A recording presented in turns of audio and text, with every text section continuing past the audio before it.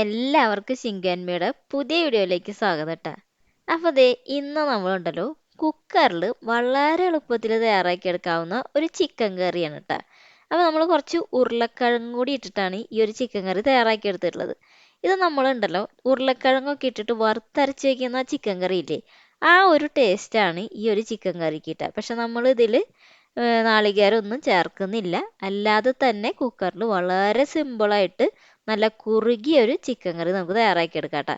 അപ്പോൾ ഇതാണ് ഇന്നത്തെ നമ്മുടെ വീഡിയോ.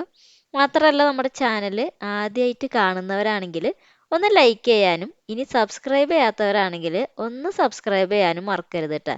അപ്പോൾ നമുക്ക് ഈ ഒരു റെസിപ്പി എങ്ങനെയാണ് തയ്യാറാക്കാൻ നോക്കാം. ഇതുണ്ടല്ലോ ചോറിൻ്റെ കൂടെയും അതുപോലെ തന്നെ ചപ്പാത്തി, പൂരി, അപ്പം, ഇടിയപ്പം ഇതിനൊക്കെ കൂടെ കഴിക്കാൻ പറ്റിയിട്ടുള്ള നല്ല ടേസ്റ്റി ആയിട്ടുള്ള ഒരു റെസിപ്പിയും കൂടിയാണ്. അപ്പോൾ നമുക്ക് വീഡിയോയിലേക്ക് കിടക്കാം. ഓക്കെ. അപ്പോൾ അതേ ഇതിനായിട്ട് നമ്മളുണ്ടല്ലോ ഇവിടെ 1/2 കിലോ ചിക്കൻ നന്നായിട്ട് ക്ലീൻ ആക്കിയൊക്കെ എടുത്ത് വെച്ചിട്ടുണ്ട്. ഇനി ഇതിലേക്ക് നല്ല കട്ട തൈര് ഉണ്ടല്ലോ, അതൊരു 2 ടേബിൾ സ്പൂൺ ആണ് കേട്ടോ അതിലേക്ക് ഒന്ന് ചേർത്ത് കൊടുക്കുന്നത്. പിന്നെ ആവശ്യത്തിനുള്ള ഉപ്പിട്ട് കൊടുക്കുന്നുണ്ട്. അപ്പോൾ ഞാനിവിടെ ഇപ്പോൾ ഒരു 1/2 ടീസ്പൂൺ ഉപ്പാണ് ചേർത്തിട്ടുള്ളത്. ഇനി ഇതിലേക്ക് നമുക്ക് കുറച്ച് മുളക് പൊടി, അതായത് 1 ടീസ്പൂൺ മുളക് പൊടി ചേർത്ത് കൊടുക്കാം. പിന്നെ അതേ കുറച്ച് മഞ്ഞൾപ്പൊടി, ഇപ്പോൾ മഞ്ഞൾപ്പൊടി ഒരു 1/4 ടീസ്പൂണാണ് കേട്ടോ ചേർത്ത് കൊടുത്തിട്ടുള്ളത്. അതിനുശേഷം ഇതിലേക്ക് നമുക്കുണ്ടല്ലോ കുറച്ച് ജീരകത്തിൻ്റെ പൊടി ചേർത്ത് കൊടുക്കാം കേട്ടോ. അതുപോലെ തന്നെ നമ്മുടെ മല്ലിപ്പൊടി ഇവിടെ ഞാനൊരു 1.5 ടീസ്പൂണോളം ചേർത്ത് കൊടുക്കുന്നുണ്ട്. എന്നിട്ട് ഇതിനെ നന്നായിട്ട് തന്നെ ഒന്ന് മിക്സ് ചെയ്തെടുക്കാം കേട്ടോ.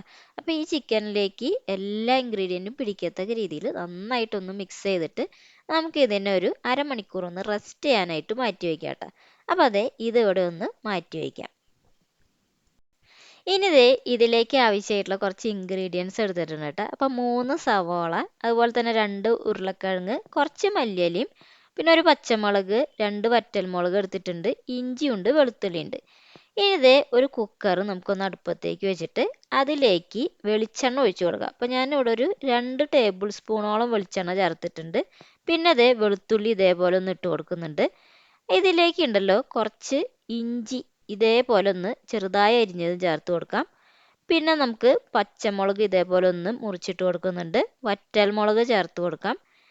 അതിനുശേഷം ഇതിലേക്ക് സവാള ഇതേപോലെ വളരെ നൈസായിട്ടാണ് അരിഞ്ഞെടുത്തുള്ളത്.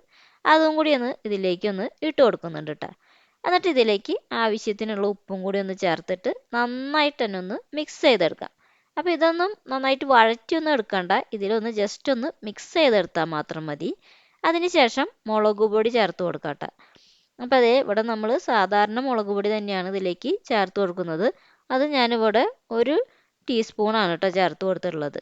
അതിനുശേഷം ഇതിലേക്ക് മഞ്ഞൾപ്പൊടി അതൊരു 1/4 ടീസ്പൂണോളം ചേർത്ത് കൊടുക്കുന്നുണ്ട്. പിന്നെ അതേ മല്ലിയില ചേർത്ത് കൊടുക്കാം കേട്ടോ. അപ്പോൾ മല്ലിയിലയൊക്കെ ഇത്രയായിട്ട് ഇട്ട് കൊടുക്കുന്നുള്ളൂ. അപ്പോൾ അതും കൂടി ചേർത്തിട്ട് ഇതിനെ നന്നായിട്ട് തന്നെ ഒന്ന് മിക്സ് ചെയ്തെടുക്കാം. അങ്ങനെ അതൊന്ന് മിക്സ് ചെയ്തതിന് ശേഷം ഇതിലേക്ക് നമുക്ക് ചൂടുവെള്ളമാണ് കേട്ടോ ഒഴിച്ചു കൊടുക്കുന്നത്. അപ്പോൾ ഞാൻ ഇവിടെ ഒരു 1/4 കപ്പ് ചൂടുവെള്ളമാണ് ഇതിലേക്ക് ഒന്ന് ചേർത്ത് കൊടുത്തിട്ടുള്ളത് കേട്ടോ. അപ്പോൾ അധികം ഒന്നും ചേർത്ത് കൊടുക്കണ്ട, ജസ്റ്റ് ഇതൊന്ന് വെന്ത് വരാൻ വേണ്ടിയിട്ട് മാത്രം. അങ്ങനെ അതും കൂടി ചേർത്ത് ഇതിനൊന്ന് അടച്ചു വെച്ചിട്ട് ഒരു വിസിൽ മതി. അതിന് ശേഷം നമുക്ക് ചൂടൊക്കെ ഒന്ന് ആറിയതിന് ശേഷം തുറന്ന് നോക്കാം. അങ്ങനെ ദേ ഒരു വിസിലൊക്കെ കഴിഞ്ഞിട്ടുണ്ട്. നമുക്കിതൊന്ന് തുറന്ന് നോക്കാം കേട്ടോ. അപ്പോൾ ദേ നമ്മുടെ സവോളയും മറ്റുള്ള ഇൻഗ്രീഡിയൻ്റും ഒക്കെ അതിൽ കിടന്നിട്ട് നന്നായിട്ട് തന്നെ വെന്ത് വന്നിട്ടുണ്ട്. ഇനി ഇതിനെ ജസ്റ്റ് ഇതേപോലെ ഒന്ന് മിക്സ് ചെയ്തിട്ട് നമുക്കൊന്ന് ഒരു കയ്യിൽ വെച്ചിട്ട് ഇതേപോലെ ഒന്ന് ഉടച്ചെടുക്കുക എന്ന് പറയില്ലേ, അതേപോലെ ഒന്ന് ജസ്റ്റ് ഒന്ന് മിക്സ് ചെയ്തെടുക്കാം കേട്ടോ. അങ്ങനെ അതൊന്ന് മിക്സ് ചെയ്തതിന് ശേഷം ഉണ്ടല്ലോ ഇതിലേക്ക് ഇനി നമ്മൾ നേരത്തെ മാരിനേറ്റ് ചെയ്ത് വെച്ചിട്ടുണ്ടായിരുന്ന ആ ചിക്കൻ ഉണ്ടല്ലോ അതൊന്ന് ഇതിലേക്കൊന്ന് ഇട്ട് കൊടുക്കാം.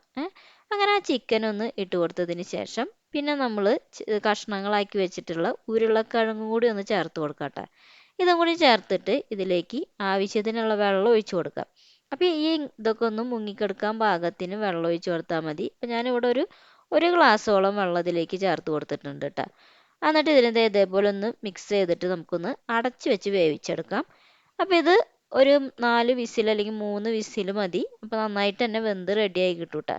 അങ്ങനെ അതെ ഇത് നമുക്ക് നോക്കിയേ നന്നായിട്ട് തന്നെ വെന്ത് റെഡി ആയിട്ട് വന്നിട്ടുണ്ട്. പക്ഷേ ഇതിൽ നമുക്കറിയാം ചിക്കനിലൊക്കെ ഉള്ള വെള്ളം നമ്മൾ ഒഴിച്ചു കൊടുത്ത വെള്ളമൊക്കെ ഉള്ളത് കൊണ്ട് അത്യാവശ്യം വെള്ളം ഇതിലുണ്ടായിരിക്കും. ഇനി ഈ വെള്ളമൊക്കെ നമ്മൾ എന്ത് ചെയ്യണമെന്ന് വെച്ചിട്ടുണ്ടെങ്കിൽ ഒന്ന് കുറുക്കിയെടുക്കണം.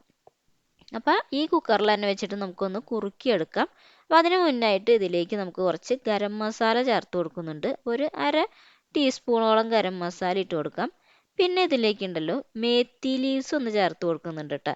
അതായത് നമ്മുടെ ഉലുവര ഉണങ്ങിയിട്ടുള്ള ഇലയാണത്. അതൊരു ടീസ്പൂൺ ചേർത്ത് കൊടുക്കാം. പിന്നെ ആവശ്യത്തിനുള്ള ഉപ്പ്. ഇപ്പം നമ്മൾ ഉപ്പൊക്കെ നോക്കിയിട്ട് വേണമെങ്കിൽ ചേർത്ത് കൊടുക്കാം. എന്നിട്ട് ഇതിനെ നന്നായിട്ട് തന്നെ ഒന്ന് മിക്സ് ചെയ്തെടുക്കാം കേട്ടോ.